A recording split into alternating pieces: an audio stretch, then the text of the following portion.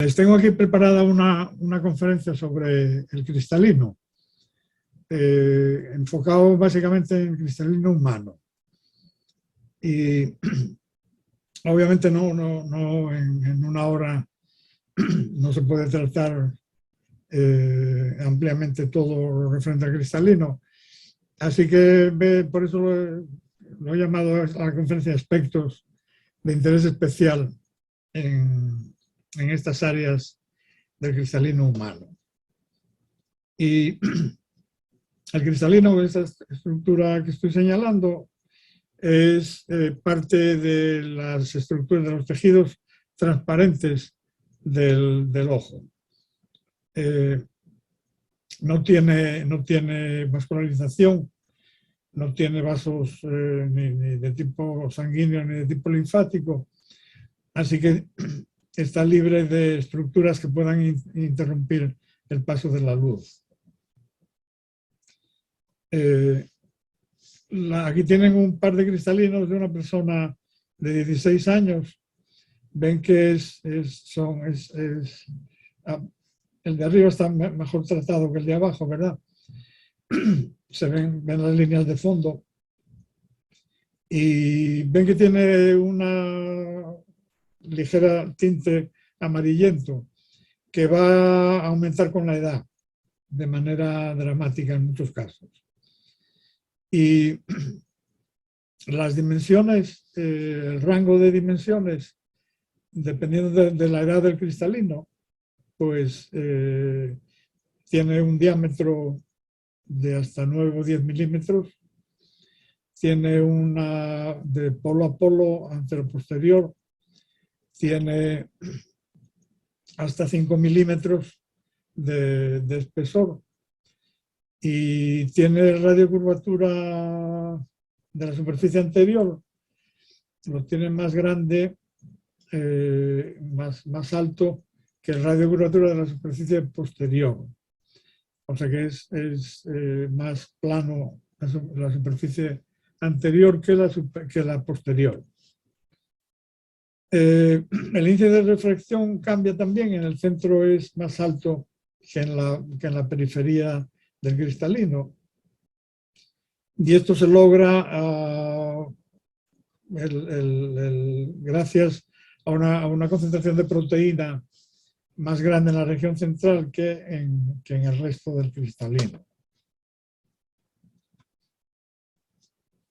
Les dije que era avascular el cristalino en el adulto, pero en el desarrollo embrionario, esta sería la estructura del cristalino dentro de la vesícula óptica.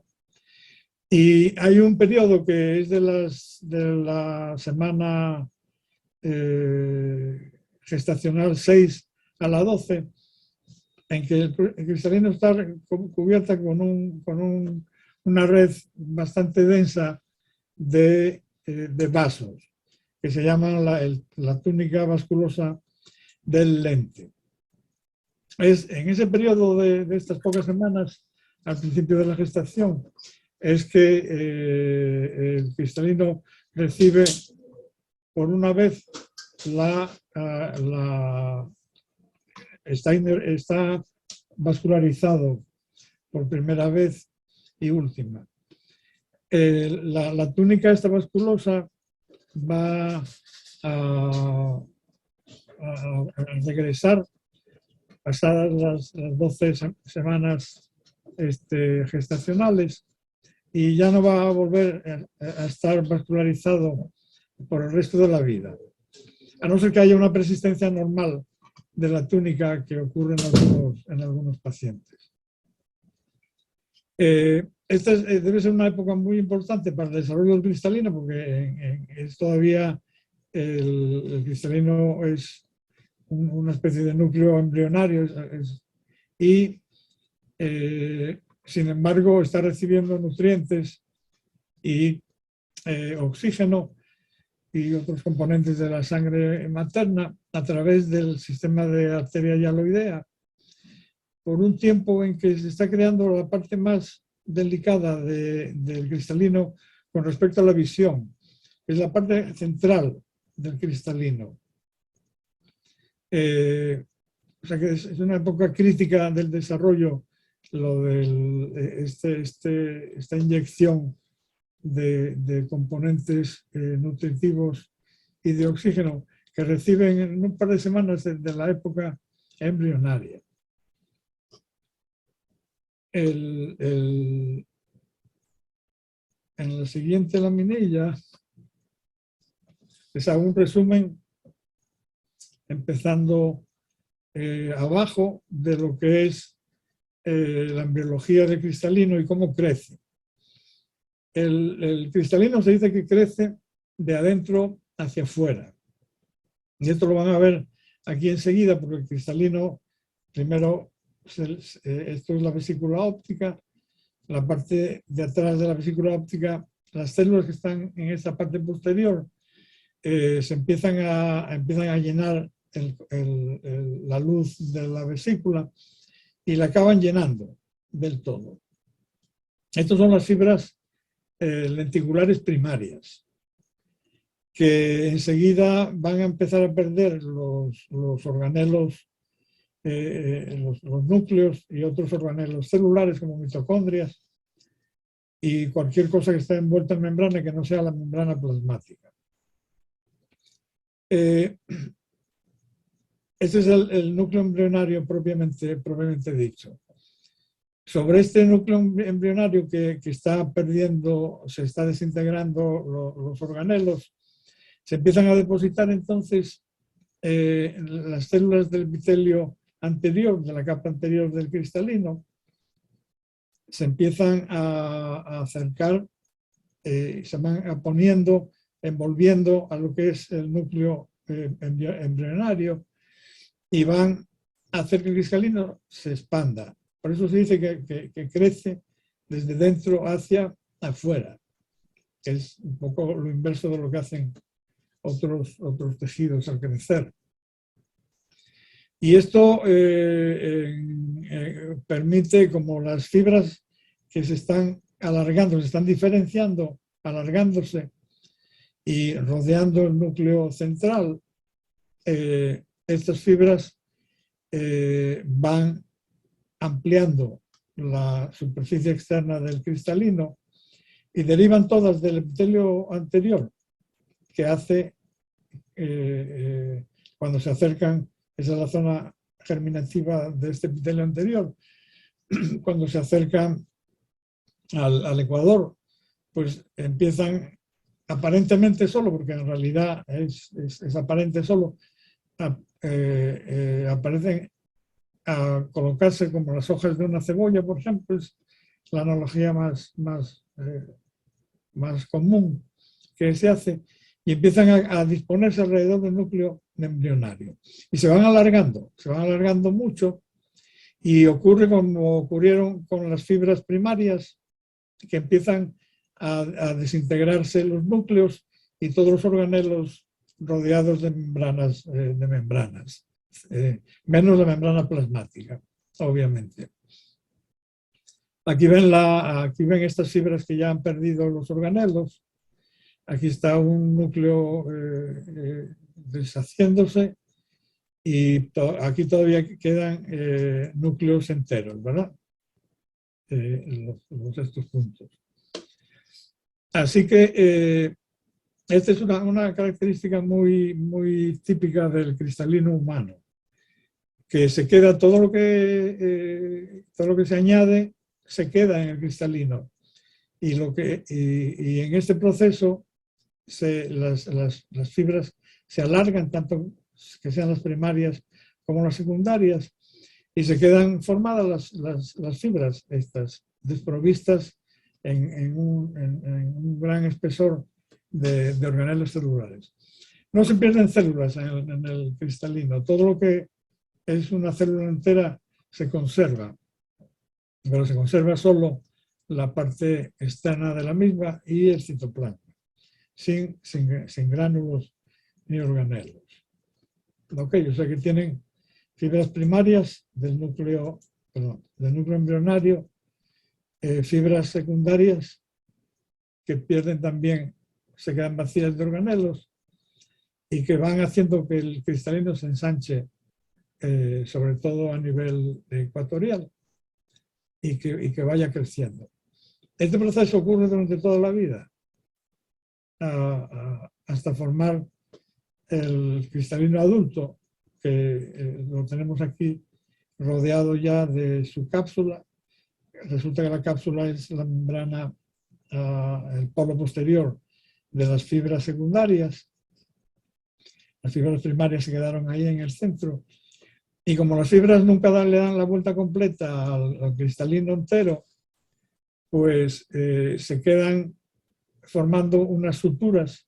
Son estas que tienen aquí y esta que tienen aquí, en forma de Y, invertida las suturas anteriores respecto a las posteriores, y con lo que es el denominado núcleo embrionario original, que se caracteriza porque no tiene suturas. Esto es una masa sin suturas como estas. Estas son una especie de pelota de células. Y en lo demás se parecen fuertemente las primarias a las secundarias. La cápsula tiene un espesor que es más fino en la parte posterior, 4 milímetros. Es más grueso en la parte esta ecuatorial, pero parcial, 23 milímetros, 21 en la parte anterior, 23 en la posterior. En la parte ecuatorial tiene 17 milímetros y en la parte anterior tiene 14 milímetros. Entonces, son preguntas típicas de los exámenes que ustedes tienen que pasar. Ya lo habrán visto. Y la zona germinativa, de donde se dividen, donde el epitelio anterior empieza a convertirse en fibras y manteniendo la orientación de polo posterior este y polo anterior este de acá, es la zona germinativa. Ahí hay mitosis, se puede encontrar mitosis, células en división que van haciendo esta especie de arco, el bow, el arco de núcleos que queda aquí. Y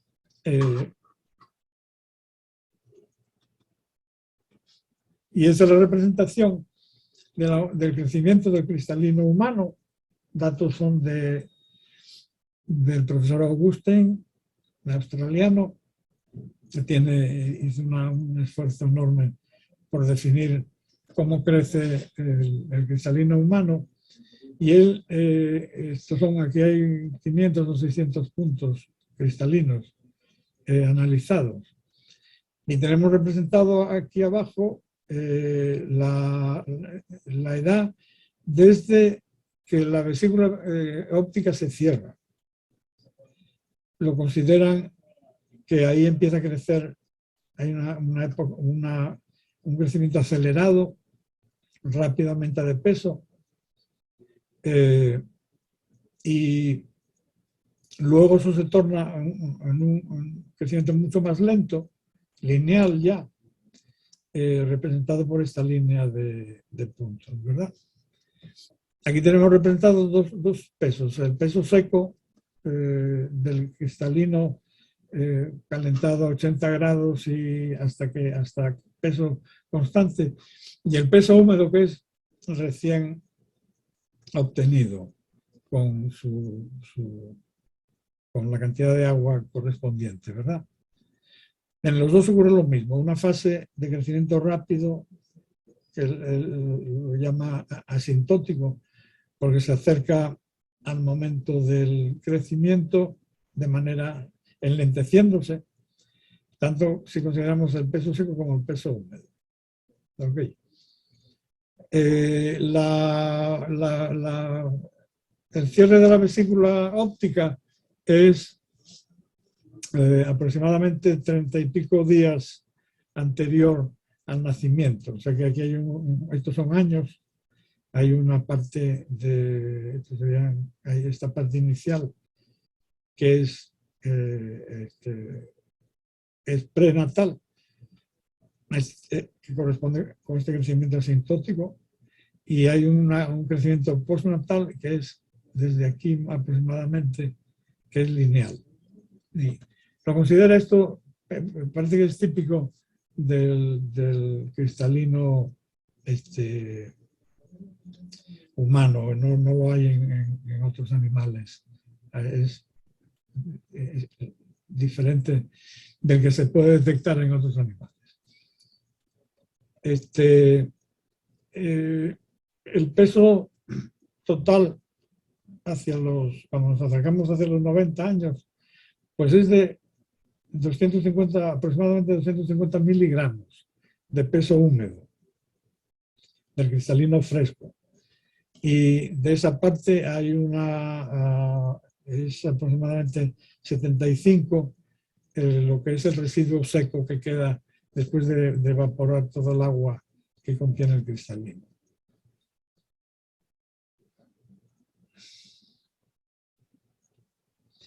Las funciones del cristalino son múltiples. Aquí se las estoy especificando todas o casi todas, pero vamos a ver algunas de ellas nada más. Para tener una lista completa, pues el cristalino tiene que mantenerse transparente a la luz visible, especialmente durante toda la vida. Cuando deja de ser transparente, bueno, es cuando aparecen opacidades y cataratas, ¿verdad? En adición a esto, la composición del cristalino en proteínas muy concentradas permite que tenga un índice de refracción muy alto, que es fundamental para que las imágenes se formen en la retina y sean nítidas, se formen nítidamente sobre la retina. Durante el crecimiento, que se pierden los organelos de las fibras secundarias, el cristalino se queda en una situación muy, muy mala desde el punto de vista metabólico y tiene que, digamos, sobrevivir esa crisis de falta de organelos celulares como son núcleos y mitocondrias. Y ya veremos cuáles son los mecanismos de sobrevivencia que se ponen en marcha para que el cristalino siga vivo y siga transparente. Sería más fácil que se convirtiera en un cristal auténtico, y aunque eso parece que ocurre en algunas oportunidades desde el punto de vista biológico, no es normal, porque estamos tratando, no estamos tratando con cristales, sino con algo que está creciendo y que tiene una actividad metabólica que tiene es específica, ¿verdad? Tiene otra misión, que es absorber la luz ultravioleta que penetra en el ojo. Lo veremos al final de la conferencia, para evitar el daño de la luz ultravioleta agresiva y fuente de reacciones fotoquímicas al vítreo y a la retina. Gran parte de la radiación ultravioleta que penetra el ojo se va a quedar a nivel del cristalino. Y esto incluye, ya que el cristalino amarillea con el tiempo, ocurre hasta con parte de la luz azul que entra y que por tanto protege a las estructuras de vitrio y retina. Por otro lado, tiene mecanismos para corregir o disminuir lo que se conoce como aberraciones ópticas de los lentes gruesos, que son la aberración cromática y la esférica, ¿verdad? Son esos dos tipos.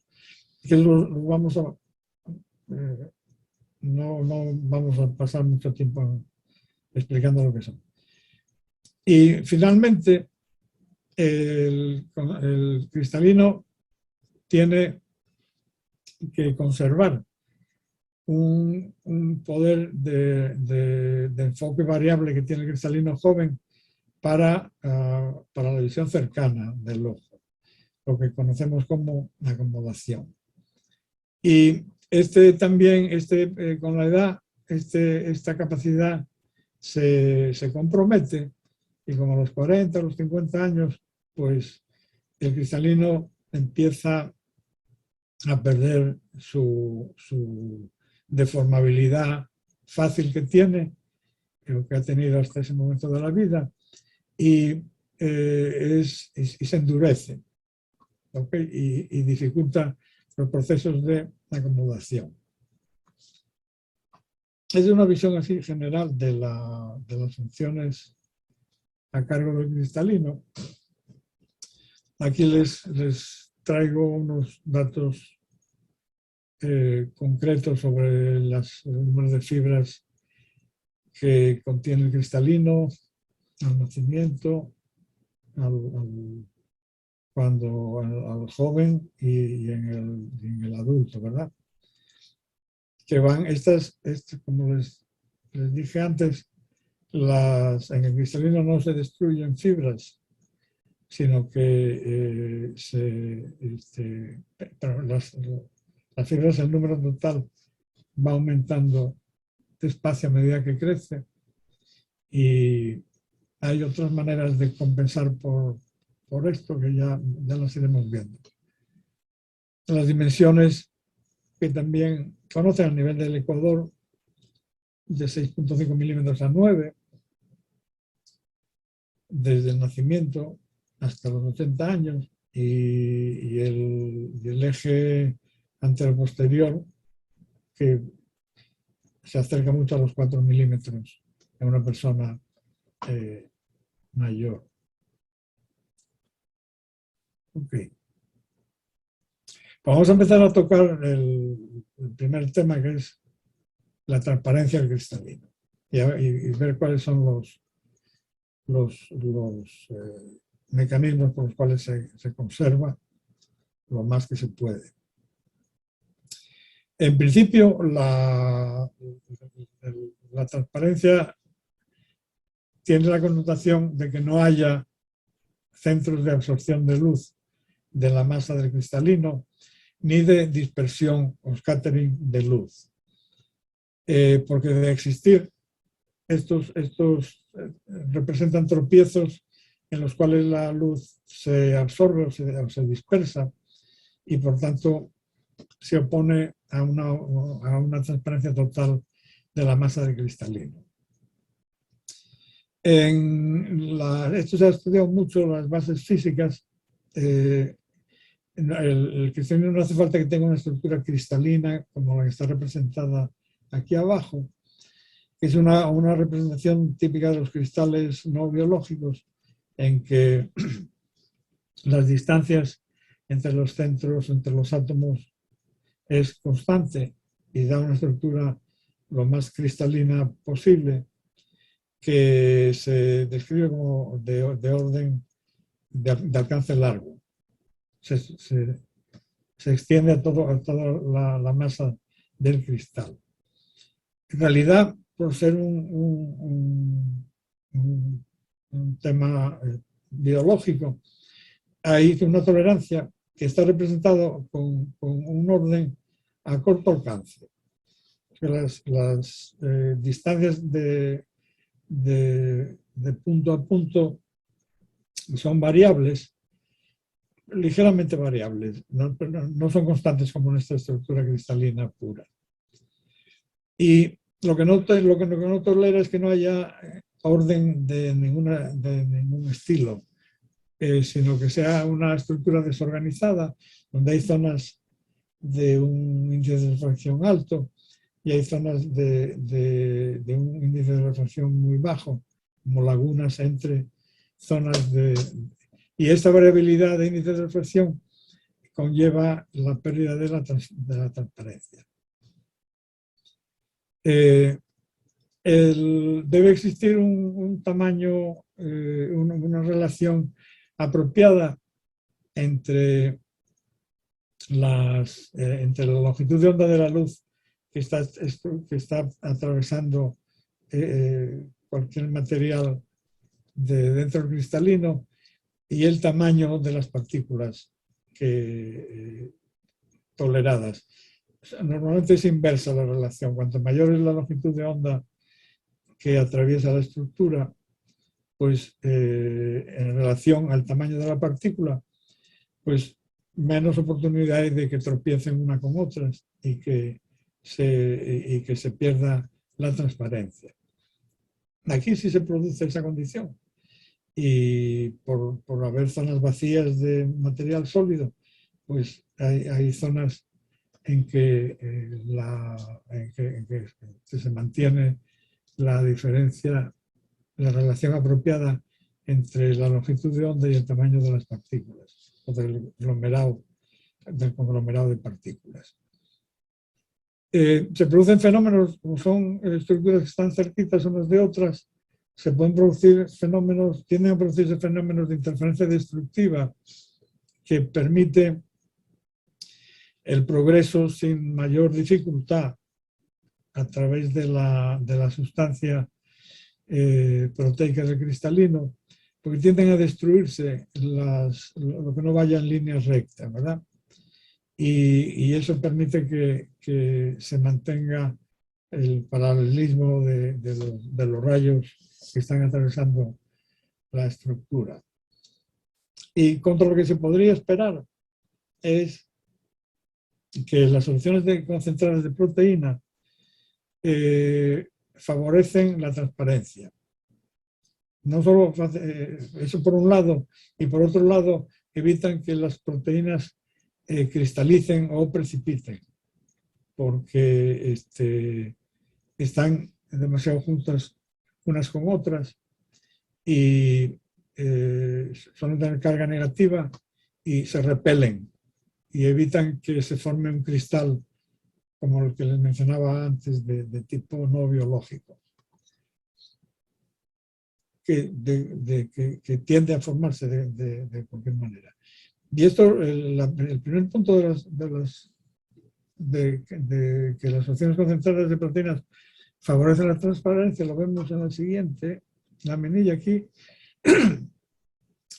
Aquí imagínense que hay un tubito que se centrifuga a una velocidad, tiene cristalina alfa en esta zona del tubo, y esto lo centrifugan a muchas Gs, en 500.000 Gs por muchos minutos, en una ultracentrífuga que lo someten a fuerzas gravitacionales muy, muy grandes. De tal manera que esto es una representación del scattering que existe a lo largo del tubo. En esta zona de concentración baja de proteínas después de la centrifugación, el scattering es pequeño, pero va aumentando a medida que vamos hacia concentraciones mayores. Pero luego, curiosamente, en vez de seguir subiendo, baja y aparece transparencia, que es esta parte negra. Lo blanco es translúcido, la parte esta negra del tubito sería mucho más transparente que la otra y correspondería a esta zona de la curva de scattering que tenemos representada de este lado. Y esto, aquí tienen un punto crítico, es de 400 miligramos por 100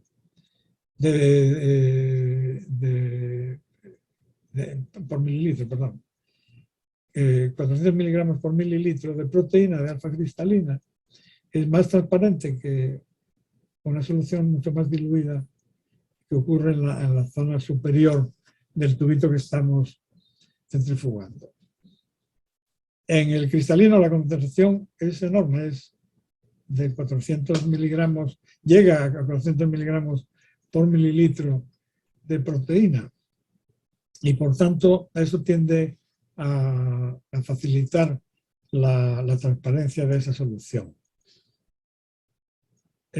como les acabo de explicar. Y por otro lado, al acercarse mucho proteínas que suelen que tienen carga negativa en la superficie, tienden a repelerse una de otras. Y entonces eso impide que interaccionen suficiente como para producir un cristal.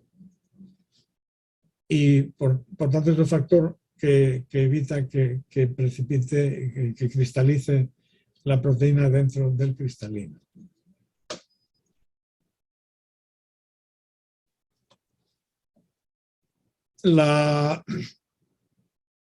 El citoplasma sin organelos pues debe verse como una estructura, aquí está puesta regular, pero ya les he explicado que no es necesario que sea tan regular.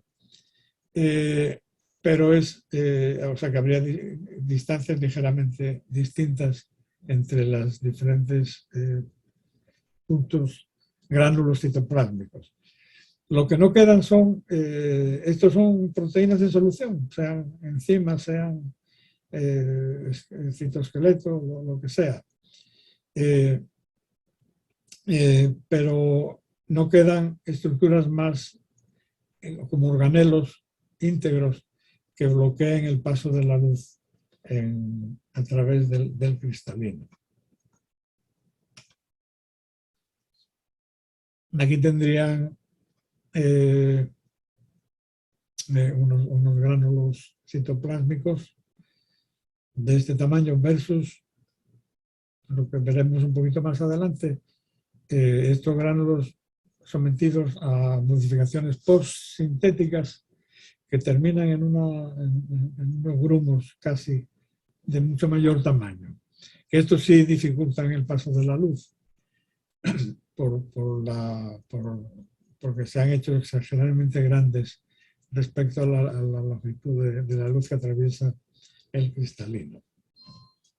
Y esto fue pues lo primero que se le ocurrió a los investigadores de este tema de hace años, que podría estar pasando, que se forman, bueno, porque era lo que encontraban experimentalmente en su laboratorio, ¿verdad? Que ocurrió una transformación de pequeño a grande enorme durante la pérdida de transparencia y formación de cataratas. Y esto nos mete directo en las proteínas del lente, que es algo que deben prestarle atención porque yo he percibido en estos años de experiencia que todavía manejan ideas que hoy están obsoletas. Y aquí se las estoy poniendo al día para su conocimiento, ¿verdad? En el cristalino hay un grupo de proteínas estructurales que son las cristalinas, que son las que llenan las fibras y las otras células todavía con organelos, y que las tenemos divididas en dos, en las que se llaman ubicuas, que aparecen en muchos animales, las alfa cristalinas, beta cristalinas y gamma cristalinas. Estas forman, las dos últimas, beta cristalinas y gamma cristalinas, una superfamilia de beta gamma que lo van a ver enseguida. ¿Por qué eso es así? Porque estructuralmente se parecen mucho la estructura de esos dos grupos de proteínas. Por otro lado, hay otras proteínas que no son estas ubicuas, que la tienen muchos animales, sino que son animales específicos, taxón específicos, usan otras proteínas como cristalinas, y que normalmente son enzimas que no tienen otra función, han perdido la función y se quedan como proteínas estructurales en otros cristalinos. Las vamos a ver una lista enseguida. Además de las cristalinas, que representan el grueso de las proteínas, de las fibras, el 90%, hay citoesqueleto, como en todas las células, actina, miosina, bimentina, etc. Y hay proteínas de las membranas, MIP26, que ahora se llaman, estas son las acuapurinas, son equivalentes a MIP26, la acuapurina 0, fue la primera que se descubrió y todavía no se llamaba acuapurina, o sea, se quedó con el nombre de MIP26, que están formando dos tipos de poros en las membranas. Sobre esto vamos a volver. Así que acuérdense solo de que las membranas van a formar dos tipos de poros. Las acuaporinas y las conexinas. Y luego están las enzimas citoplásmicas de cualquier otra célula del organismo. Estas son las hay en concentraciones mucho más pequeñas. Las proteínas, las cristalinas hidrosolubles, aquí las tenemos, 93% de esas proteínas, es más o menos el número que tenemos aquí.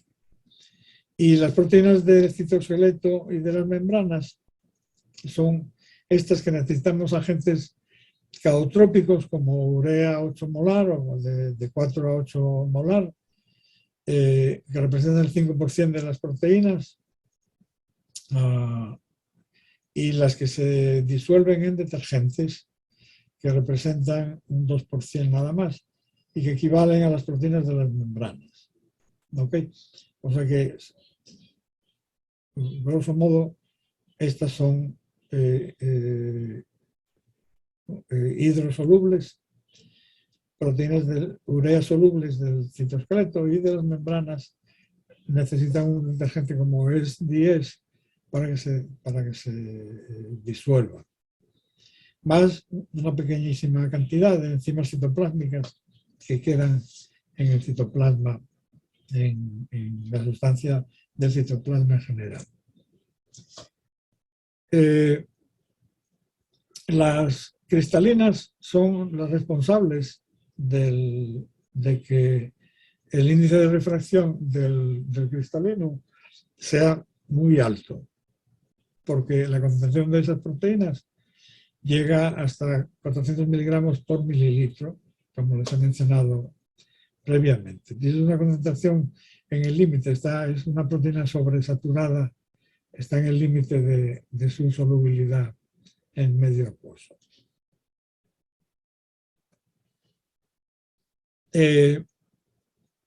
Aquí tienen las alfa, beta y gamma cristalinas.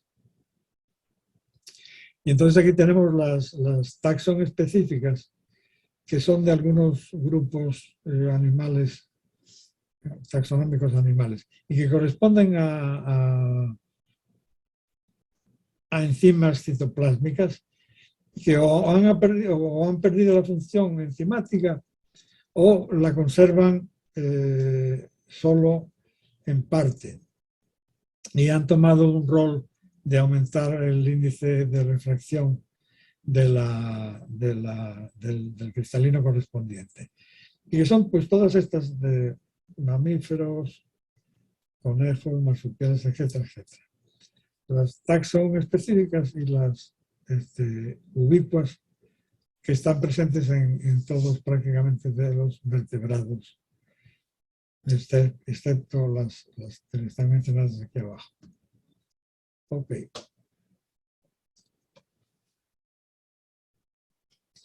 No es casualidad que las cristalinas que actúan como cristalinas, en el sentido que les acabo de decir, necesitan tener ciertas propiedades que las hagan muy resistentes a los cambios que van a sufrir durante la vida, ¿verdad? Tiene que ser, el señor Blumendahl es una persona que ha creado escuela en este terreno. Él falleció hace unos años ya, poquitos, y trabajaba en Europa. Él hace estudios de estabilidad y solubilidad de las proteínas del cristalino, y tienen que tener una solubilidad alta para que puedan dar altos índices de refracción. Ya lo hemos visto eso. Tienen que tener una estabilidad termodinámica grande que les permitan vivir muchos años y tolerar muchas agresiones del ambiente. Y algunas de ellas tienen que tener la capacidad de actuar como chaperonas para otras proteínas y protegerlas frente a fenómenos de denaturación o de agresión por agentes físicos, como pueden ser radiaciones o la misma temperatura. Chaperonas aquí son en el mismo sentido que las chaperonas que conocen. Esto es lo que quiere decir, ¿verdad? ¿Les resulta familiar lo del nombre de chaperona? Bueno. Sí, como las cuidadoras. Sí, exacto. Son las señoras mayores que velan que los jóvenes no se junten demasiado y repartan, y los velan, son los que velan. Okay. Y pues hay un grupo de proteínas que se llaman, aceptado por los científicos como chaperonas, que tienen ese rol de evitar que sean agredidas, de proteger a las proteínas de múltiples maneras, que básicamente es de peligros con los que se tropieza del físico, ¿verdad? Entonces, todo eso produce unas proteínas especiales de una composición muy específica que veremos así por encimita ya mismo. Este es el grupo primero de alfa cristalinas. Nos vamos a limitar a las cristalinas ubicuas, las hay en la mayor parte de los animales, y que el primer grupo son las alfa cristalinas, que son unas proteínas muy abundantes en cualquier cristalino, que tienen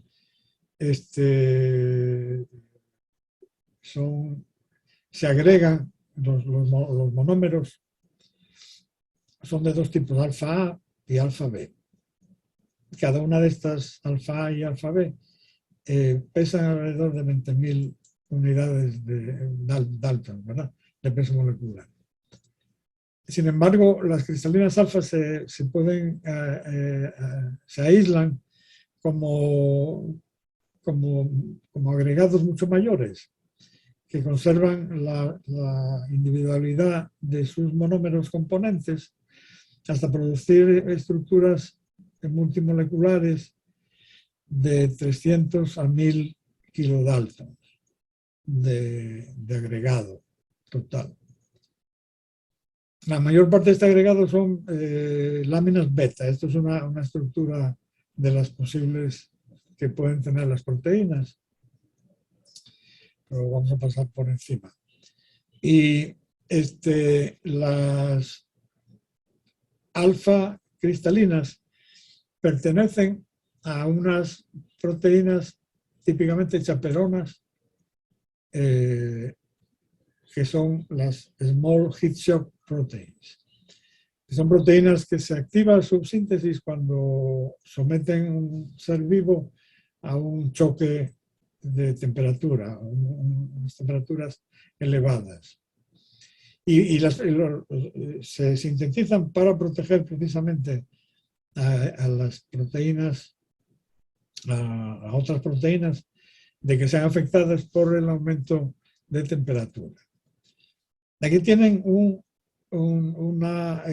las cristalinas alfa A y alfa B tienen esta característica, se ven del dominio de las alfa cristalinas, es esta estructura que tiene una zona de estructura beta, tiene como dos glóbulos o dos asas de estructura desordenada o en espiral.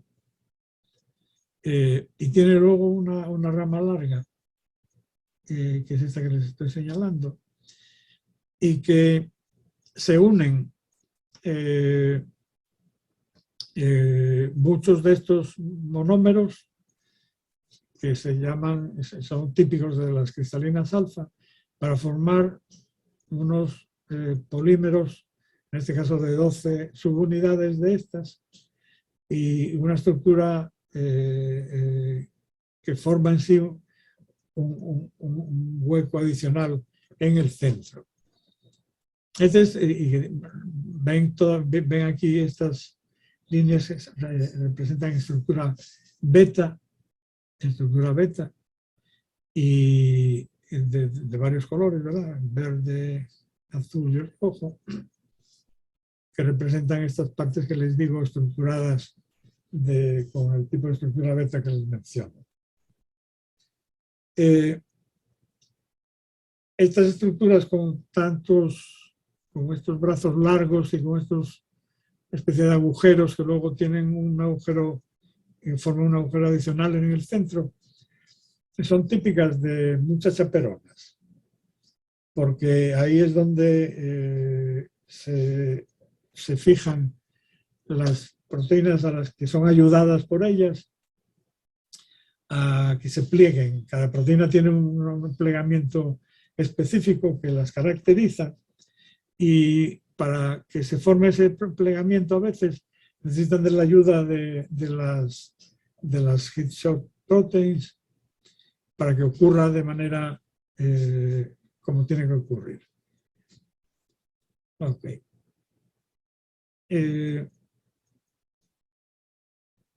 Vamos a ver la siguiente. Miren, aquí tienen una proteína alfa, una alfa cristalina, que es esta grande, que tiene forma, este es un multímero, ¿verdad? Cada globito de estos es una pieza aparte. Y este multímero tiene las propiedades de que puede ser necesario para que estos otros complementos, azules y verdes, se organicen y formen su estructura específica correspondiente. Esta sería una de las posibilidades. Lo otro no lo vamos a considerar ahora. Pero la alfa cristalina más estas cristalinas que son dímeros pueden ser beta cristalinas. De hecho es un beta B2, un dímero beta B2. Formen un complejo soluble mayor en el cual el dímero medio inestable se queda estabilizada en la superficie con los agujeros de la alfa cristalina grande, del multímero. Y al final pues se queda todo en solución. Se mantiene como soluble. Okay. Durante la maduración del cristalino y durante la diferenciación hacia fibras lenticulares alargadas, se estimula fuertemente la síntesis de las cristalinas alfa, tanto la alfa A como la alfa B, indicando que está habiendo un proceso de síntesis de otras cristalinas que van a recibir la ayuda de estas para que se acomoden en sus estructuras moleculares finales.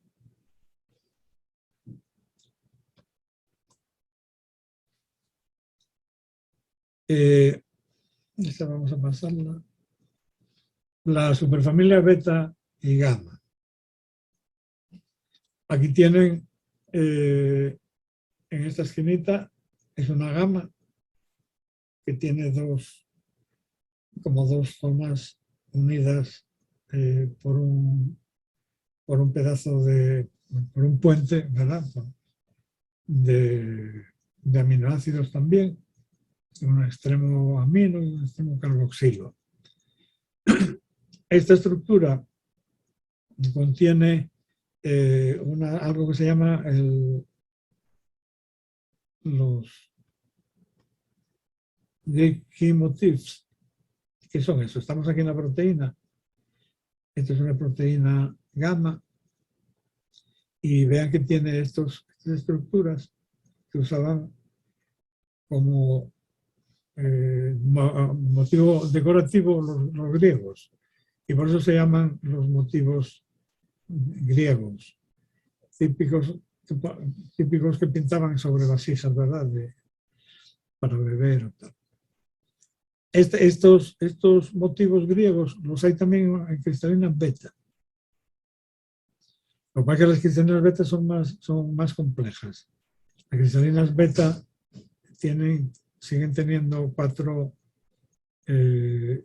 motivos griegos, pero tienen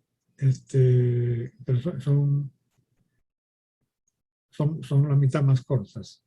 Okay. Vamos a parar otra vez atrás. Y vean que esto es un dímero de una beta B2 y beta B2, por ejemplo. Este es un dímero de betas.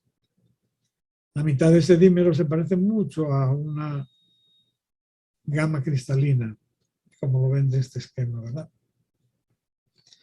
Las beta cristalinas es una familia de cristalinas muy amplia, muy variable, que tiende a formar dímeros y tetrámeros y básicamente puede haber, yo creo que puede haber hasta seis un polímero de 6 unidades beta. Y aquí las tienen esta es la zona. Esta es la zona esta y esta zona es esta. Esta es la gamma, que es como la mitad es como una beta plegada. Esta sería una beta. Esta sería un dímero de beta, de dos beta. Y así sucesivamente. Curiosamente, la gamma es uno de los ladrillos componentes de las beta. Y por eso lo llaman a esto una superfamilia que tienen repetido la estructura básica que les estoy poniendo. Las beta y gamma cristalinas también tienen otra cosa en común, que son, fíjense en esta área de la molécula, en esta área también, aquí especialmente, y aquí esto está presente tanto en el monómero gamma como en los dímeros, como los monómeros beta B1, beta B3, etc. Estos recuerda las peinetas que se usan a veces en la cabeza las mujeres, y se llama un hairpin, traducido como peineta, ¿verdad? Que se metía en el cabello y quedaba esto para arriba y esto hundido en el cabello. Eso también es típico de las beta-cristalinas, sea cual sea el grado de polimerización que tenga la beta o la gamma cristalina. Okay.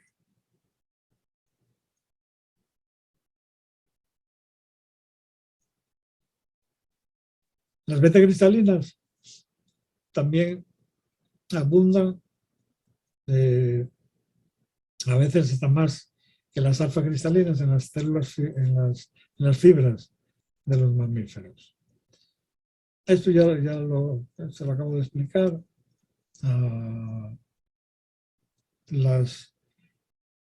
Esto lo voy a explicar en una tablita adicional que tengo ahí.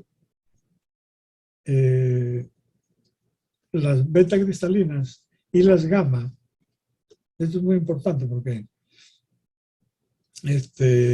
son lo que se llaman early genes, que son las primeras proteínas que se sintetizan en el núcleo. Las beta y las gamma cristalinas están localizadas en el núcleo y por tanto son las primeras que se sintetizan y por tanto son las más viejas cristalinas de un cristalino cualquiera, un cristalino humano, por ejemplo. Y después de eso vienen hay algunas que se sintetizan posteriormente, pero lo que contienen los núcleos de los cristalinos es, de cristalino humano en específico, son beta y gamma cristalinas. Por tanto, son las primeras que se sintetizan cuando se crea el cristalino y las primeras son las que se quedan en el centro, ocupando su región central. Eso es característico y puede ser un marcador importante de las células del núcleo. Vamos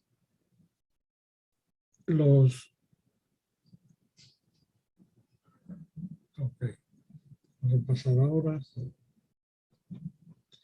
Aquí tienen una tablita resumidas las propiedades que estamos viendo de las alfa, de las cristalinas, alfa, beta y gamma.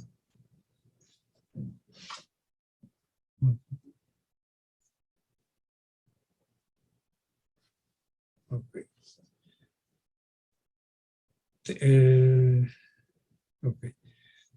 Vean estas dos, las unidades son 2 para las alfa, son 6 o 7 para las beta y son monómeros para las gamma. Hay 1, 2, 3, 4, 5, 6. Hay 7 monómeros para las gamma que no se asocian entre sí. Estas no forman polímeros nunca. Las beta se asocian entre sí formando hasta hexámeros, básicamente. Y hay estos dos que se suelen considerar como 1, 2, 3, 4, 5, 6. Hay 6 subunidades para las beta cristalinas. Los monómeros, las subunidades son alrededor de 20 a 27.000 kilodaltons. ¿Ok? 20, 21, de 22 a 27 kilodaltons. Se asocian de hasta 30 a 45 subunidades para formar los grandes aglomeraciones alfa. Se pueden juntar hasta 8 de las unidades de las beta y aquí no se asocian las subunidades, sino que son solo los monómeros. Estos son los pesos moleculares nativos de la suma de todas estas subunidades, de la suma de todas estas subunidades y los 21 que corresponden a los monómeros de por sí.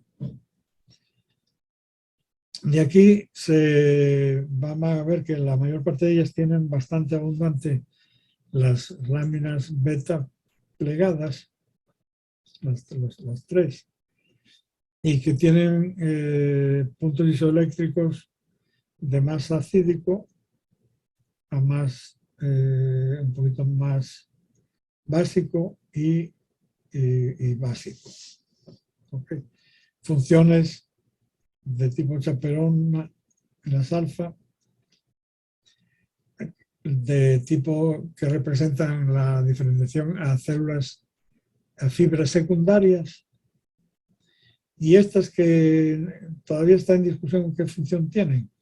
La han llamado una especie de pega molecular, ya que tiene la misma forma que las cristalinas beta, pero son como ladrillos, son como mucho más aglomeradas. Okay. De aquí resaltamos que hay unas extensiones en algunas de las formas A y de las formas B. Estas son acídicas, estas son básicas. Pues hay extensiones del grupo del terminal amino presentes en las formas A acídicas y hay extensiones también en las zonas amino, del terminal amino, de las formas beta, más también en los extremos carboxilo de las formas beta. Aquí, en esto nos hemos basado nosotros cuando estuvimos preparando anticuerpos contra las cristalinas en general.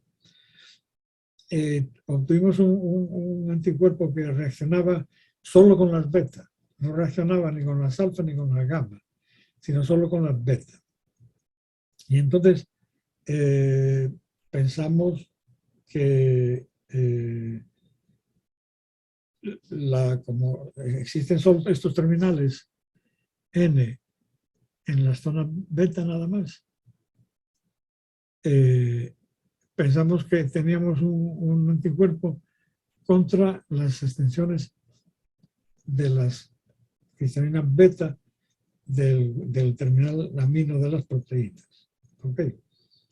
Y nos ha ido muy bien haber trabajado con esa especie de anticuerpo monoclonal, porque realmente se producía una diferencia total entre extinción de las beta y no de las alfa ni de las gamma.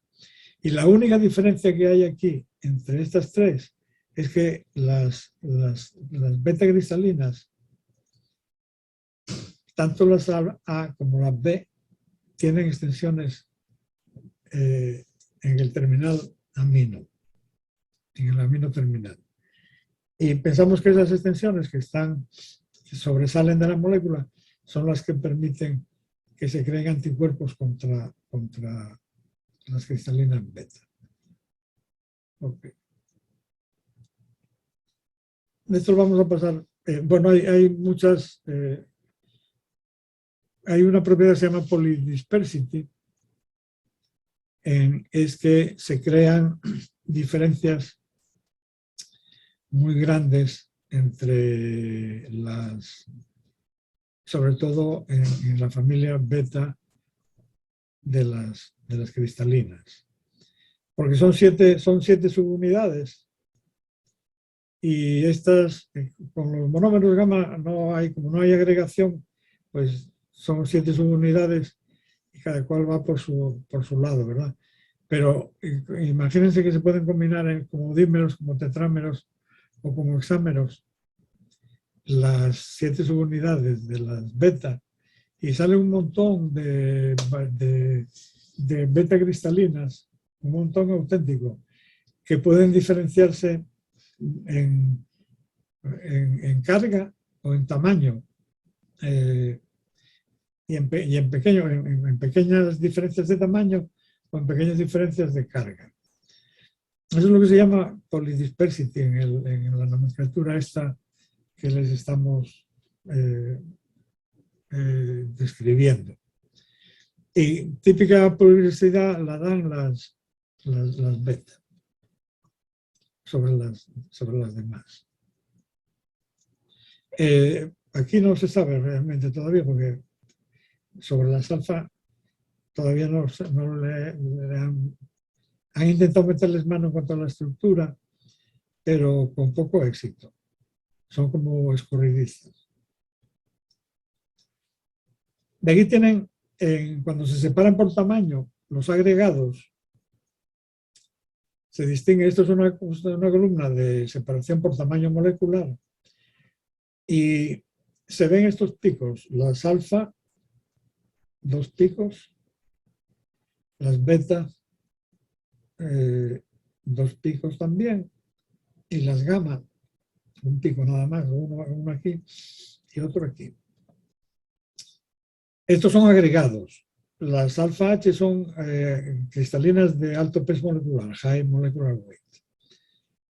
Estas que también son alfa cristalinas, pero se les llama a este pico alfa low, de low molecular weight.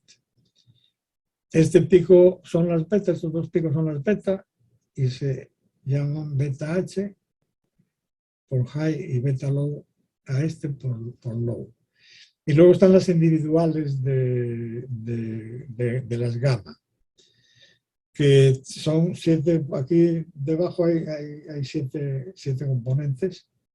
Lo que pasa es que no están todos presentes en todos los animales, pero hay 7 picos individuales que no se separan bien uno de otro. Pero sí estos 2, gamma 1 y gamma 2, que cada cual pues debe tener 3 o 4 componentes, y se pueden aislar como estas 2 fracciones. Ok.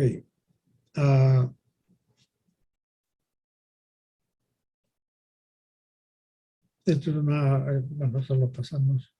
Okay. Así que tenemos ahí una familia de proteínas que se pasan, viven lo que vive el individuo. Hay proteínas de la edad que tiene el individuo, porque han estado expuestas, han estado expuestas todo el tiempo en el ojo a las influencias ambientales e incluso a las influencias endógenas. Esto conlleva a que se han modificado mucho con el tiempo. Y estas son las llamadas modificaciones post-sintéticas, por el efecto de envejecimiento, por el efecto de la edad. Y son típicas tanto de las cristalinas de larga vida, de toda la vida, como proteínas de vida menos larga, pero como colágeno, por ejemplo, las proteínas de colágeno también se consideran proteínas de larga vida, y que por estar tanto tiempo ahí quietas y sufriendo los embates del ambiente, pues se ha convertido en algo mucho más complejo. Ya no es la proteína original, sino que son las proteínas originales más las modificaciones postsintéticas que hayan ocurrido durante su periodo de vida. Las consecuencias de estos cambios pueden ser muy diversas, y dependiendo de cuál sea la proteína afectada. En el caso cristalino, nos importan mucho 2 tipos de modificaciones relacionadas con la pérdida de transparencia y con la pérdida de acomodación, del poder de acomodación. Estos se producen por insolubilización, por agregación de las cristalinas, por formar cada vez estructuras más grandes, de mayor número de subunidades y más complejas. Imagínense mezclar 7 subunidades al azar para formar entre sí, para formar dímeros, trímeros, tetrámeros y pentámeros o hexámeros. Y ahí sale una complejidad enorme de por sí, más cada una de ellas luego modificada sintéticamente por efecto de la edad. El panorama es enorme, el panorama de descifrar lo que hay ahí es enorme. Otras modificaciones que ocurren es que se fragmenta la estructura primaria. Para complicar más las cosas, los fragmentos que se liberan pueden reaccionar entre sí y formar cristalinas no solo beta, no solo alfa o no solo gamma, sino mezclas de ellas. Alfa mezcladas con las betas mezcladas entre sí, las betas mezcladas con las alfa. Por otro lado, se depositan pigmentos que tiñen la cristalina de amarillo, de brown o incluso de negro.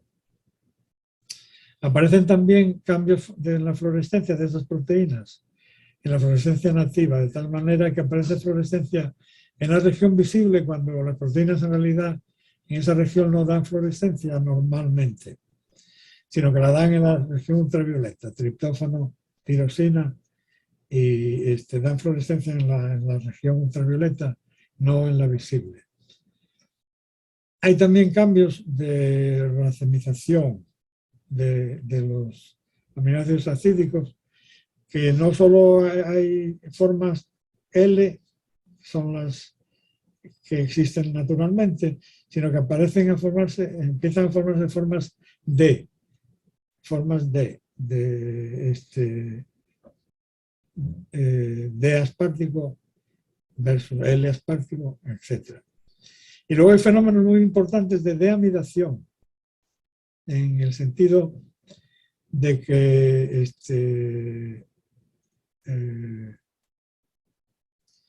las amidas de glutámico y aspartico pierden, que son neutras las moléculas, glutamina y asparagina. Aquí hay un error.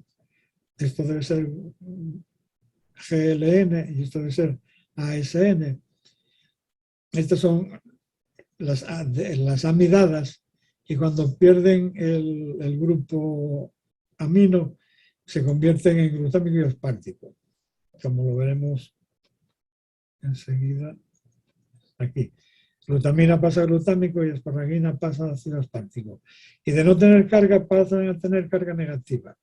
Este fenómeno de deamidación es de mucha frecuencia en todas las cristalinas.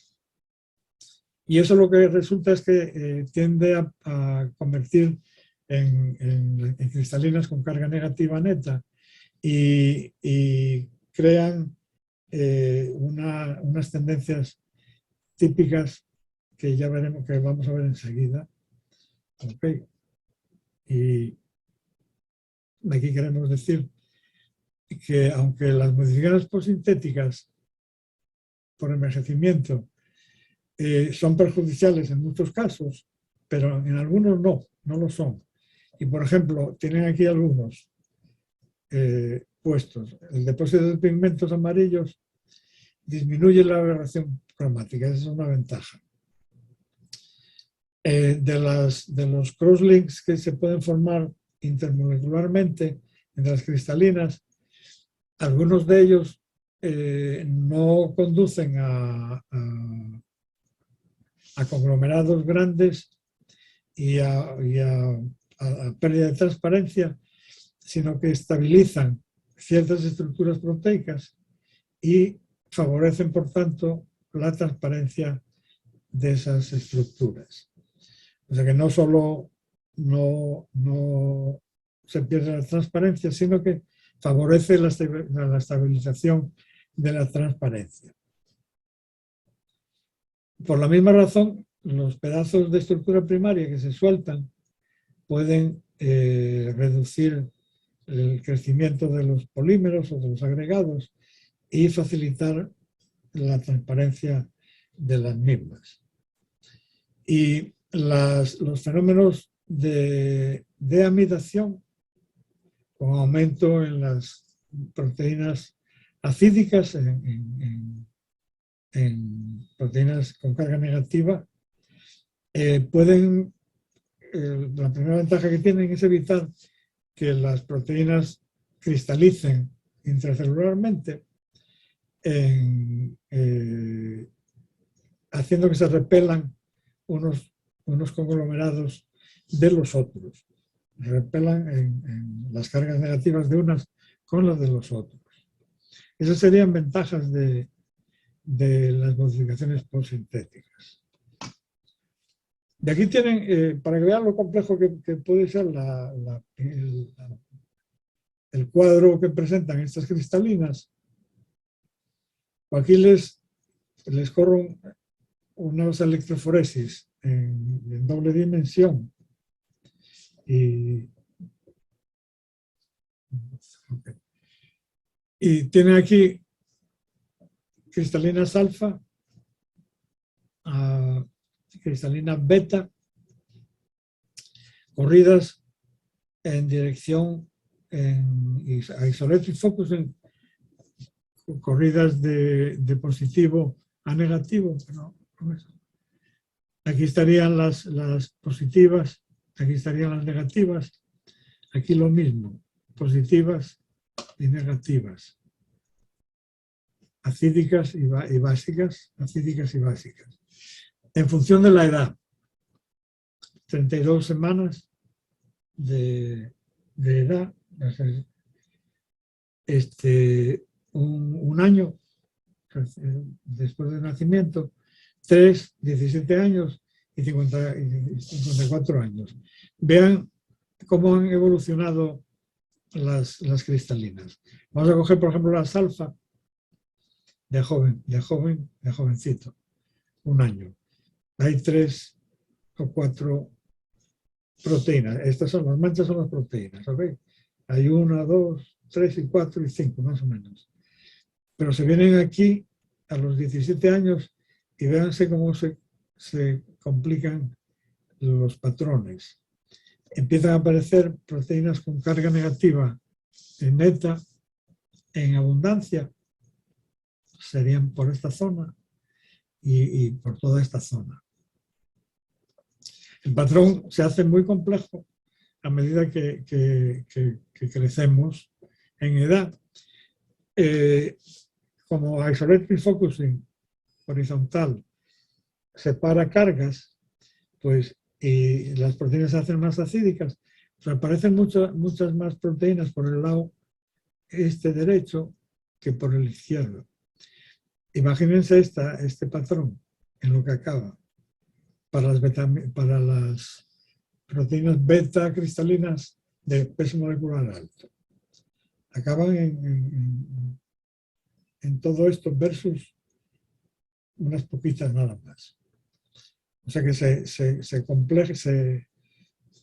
se crean unos patrones bien complejos de beta cristalina sobre todo. Tanto, aunque tienen 7 subunidades todas o casi todas, siempre las vamos a ver ahora con los low. Fíjense aquí las beta L. Empieza en un patrón de joven relativamente que domina lo que está aquí, en el centro, y a medida que se envejece, se carga de proteínas con más carga negativa que la original en esta zona. Okay. Y con las gamma, que son poquitas, aquí hay 1, 2, 3, aparecen más, y se van todas ya. Aquí no queda ninguna. Se fueron todas a carga negativa neta en esta zona y mucho más compleja, a los 54 años. Okay. O sea que esa bolsita tan blanda de cristalina, que es el cristalino en sí, es el resultado de una tremenda complejidad en el patrón de proteínas en función de la edad. Okay. Y yo creo que vamos a acabar con esto, que ahora son las 12:04.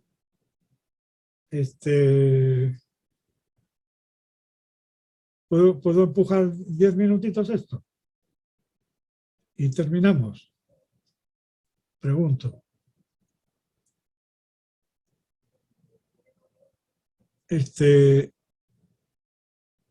Bueno, voy a hacerlo lo más corto posible. Okay.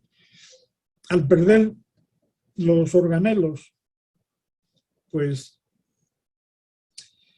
si se pierden los núcleos, ya no es posible ni la síntesis de DNA ni de proteínas. Simplemente las fibras dejan de crecer y se quedan como están, en el centro, donde hayan ocurrido la pérdida del núcleo. Como se quedan sin mitocondrias, eventualmente desaparecen los fenómenos de alto rendimiento energético representados por la glicólisis aeróbica,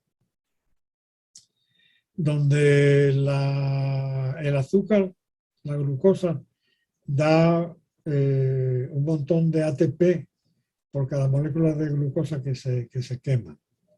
Solamente queda la llamada glicólisis anaeróbica, que ocurre a nivel de citoplasma. Ya no hay mitocondrias, y esta que ocurre en condiciones anaeróbicas tiene un rendimiento de ATP, de síntesis de ATP, mucho más pequeño.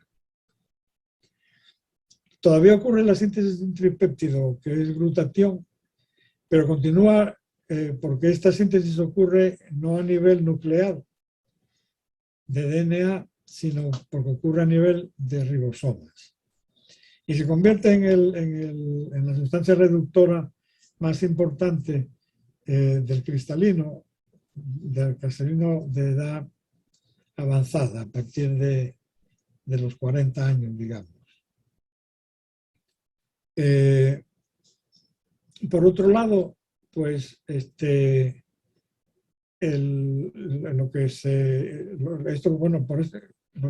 conduce a que esas fibras se quedan con una precariedad metabólica muy, muy marcada, ya encima de la avascularidad que tenían. Para empezar, se quedan en condiciones de precariedad metabólica muy marcada, que las hace más susceptibles a cualquier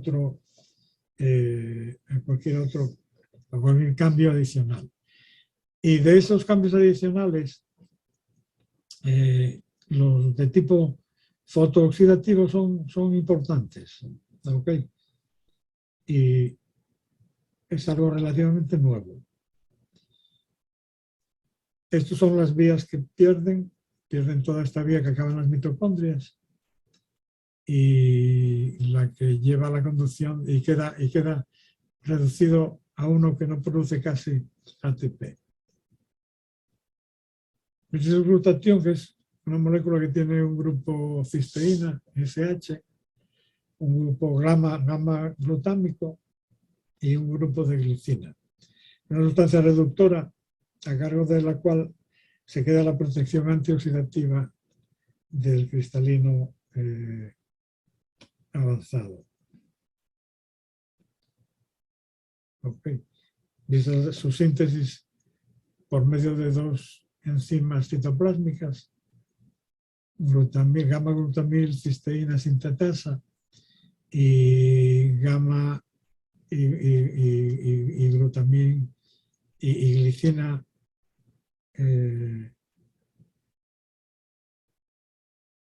y glutamil cisteína sintetasa. ¿Okay? Bueno, glutamil cisteína sintetasa y glicina sintetasa. Hay un pequeño error, bueno, da igual. Ok. Esto lo vamos a pasar. la luz que penetra en el ojo, en este esquemita, ven la región ultravioleta, en morado, hasta 400 nanómetros, y la luz visible. Ven que la mayor parte de la luz ultravioleta llega hasta el cristalino y el cristalino va absorbiendo a la medida que es amarillo cada vez más intenso, pero deja pasar siempre hacia el vítreo y retina algo en la región, en la región cercana al azul de 400 nanómetros. El resto es luz visible.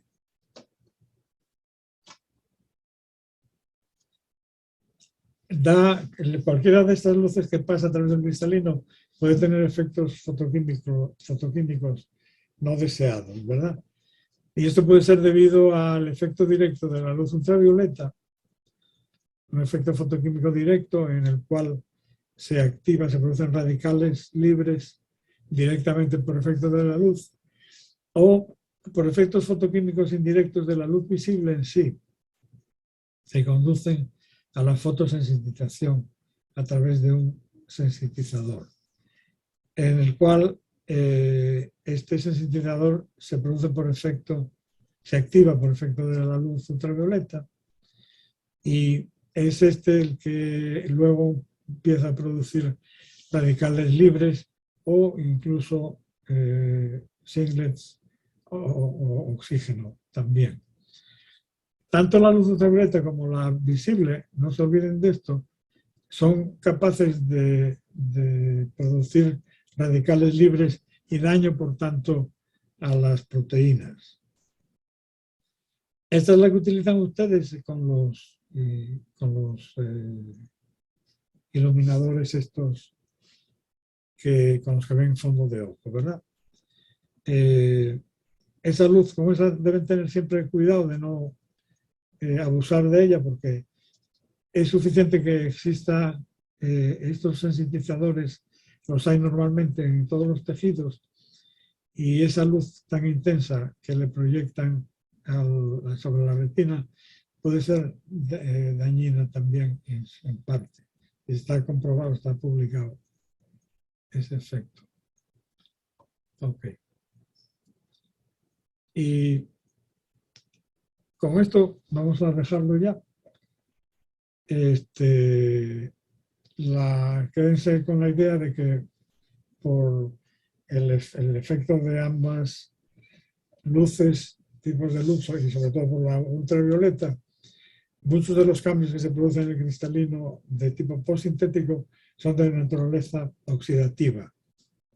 Y hay que tratar de evitarlos para evitar la aparición de lesiones proteicas que acaben en cataratas, por ejemplo. Ok. Pues con eso termino. Espero que aprovechen la oportunidad y suerte. Ok. Hasta luego.